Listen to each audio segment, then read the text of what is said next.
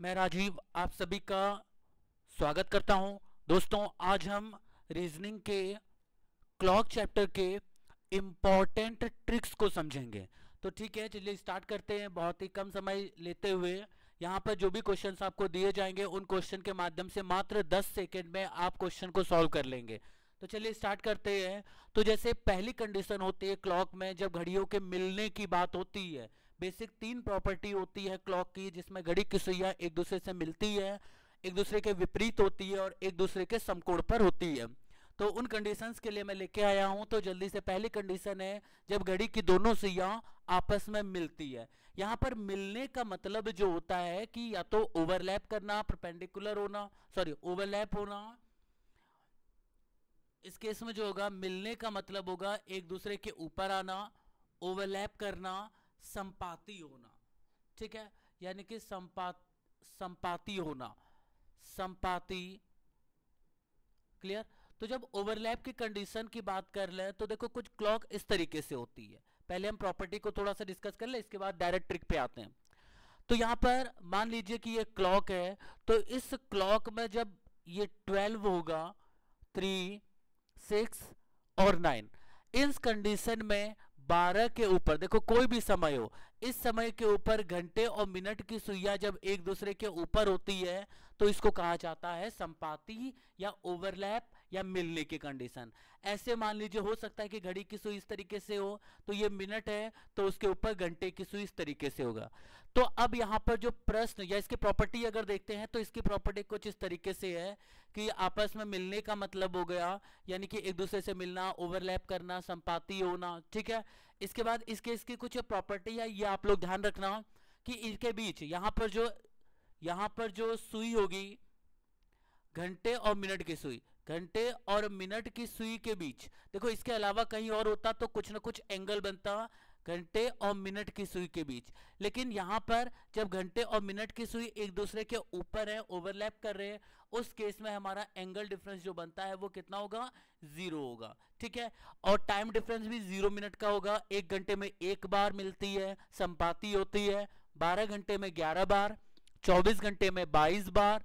और यहां पर एक बात ध्यान रखिएगा, जैसे आप देख रहे हो 1 घंटे में 1 बार है तो 12 घंटे में 11 बार, और जबकि यहां पर होना चाहिए 12 घंटे में 12 बार। तो उस केस में देखिए कि यहां पर 12 से 1 के बीच का जो टाइम ड्यूरेशन होता है, इस पर घड़ी की सुइयां एक दूसरे के ऊपर नहीं होते या संपाती नहीं होती। ठीक है, तो आ जाइए अब देखते हैं एक धांसू ट्रिक।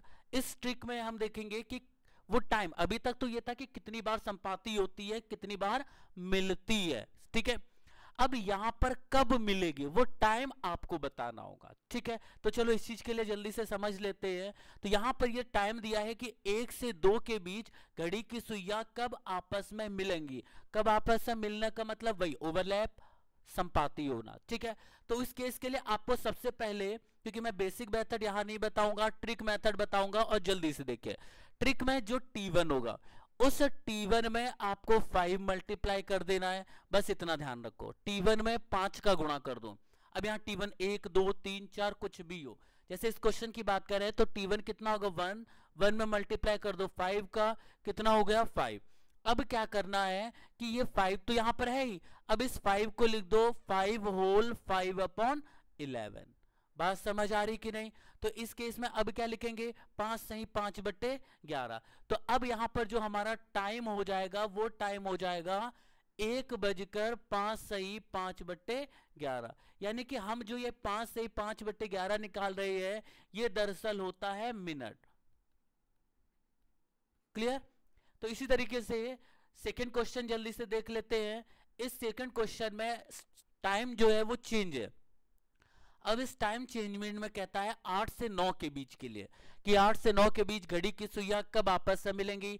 सेम कॉन्सेप्ट, 8 में किसका गुणा कर देंगे, 5 का। T1 में 5 का गुणा करना। ठीक है, और ये हम क्या निकाल रहे, M निकाल रहे। तो 8 पंचे कितना होगा 40, 40 आ गया। तो अब 40 सही 40/11 कर लो, 40 सही 40/11।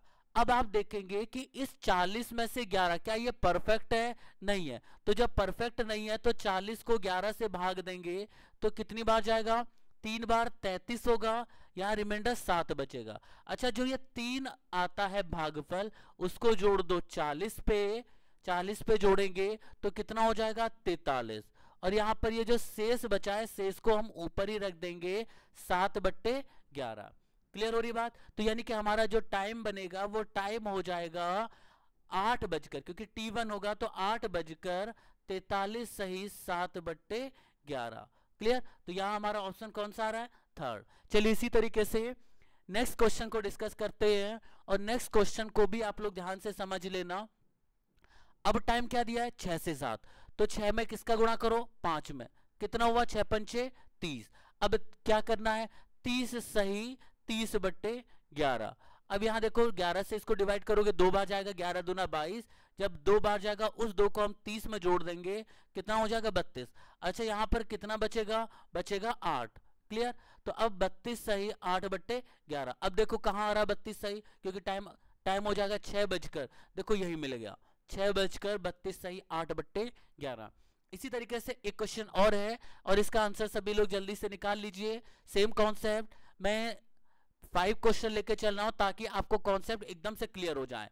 अब यहाँ पे टाइम देखो, T1 क्या हो गया? 10 हो गया, तो 10 में मल्टीप्लाई कर दो 5 का, कितना हो गया? 10 पंचे 50। ठीक है, अब 50 सही 50/11, तो 50 में 11 से भाग देंगे तो 4 बार जाएगा 44, वो 4 जो जाएगा वो 50 4 54 हो जाएगा। ठीक है, यहाँ पर कितना बचेगा? 6 बचेगा 6/11। तो समय देखो जरा, समय क्या हो रहा है? क्योंकि 10 बजकर है, 10:54 सही 6/11, तो हमारा आंसर क्या हो जाएगा? सेकेंड हो जाएगा।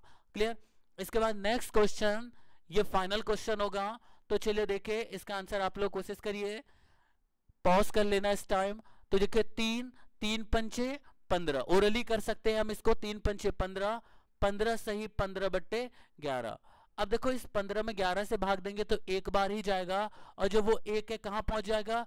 एक बार जाएगा, जब देंगे तो भागफल 1 होगा, वो जुड़ जाएगा 15 में, हो गया 16। और यहाँ पर देखो 15 11 1 कम 11, अब यहाँ बचेगा कितना? 4 रिमाइंडर होगा, तो 4 ऊपर रख दो 11 नीचे। ठीक, तो जब यहाँ पर हमारा जो आंसर आ रहा है वो क्या हो जाएगा? आंसर हो जाएगा 3:16 सही 4/11। तो देखो कह दिया गया है ये पहला ऑप्शन, ये हमारा आंसर। तो दोस्तों वीडियो को देखने के लिए धन्यवाद। अगर आपको वीडियो अच्छी लगी हो तो लाइक करिए, सब्सक्राइब करिए और शेयर करिए। Thank you.